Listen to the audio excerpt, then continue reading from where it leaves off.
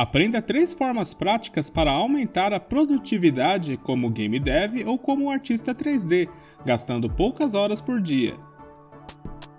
Modele e texturize como uma poderosa ferramenta 3D e ainda gratuita. Coloque à venda parte dos assets do seu game que estiver desenvolvendo. Modifique facilmente qualquer modelo 3D adquirido de terceiros.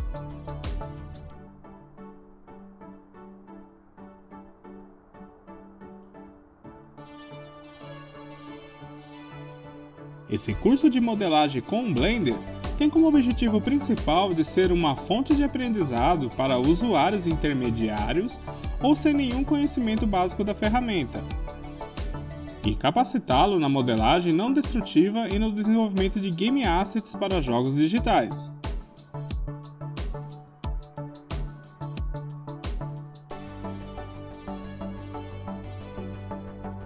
Ao se tornar aluno desse curso, você terá acesso vitalício de qualquer dispositivo com a internet, na hora que quiser e no lugar aonde estiver.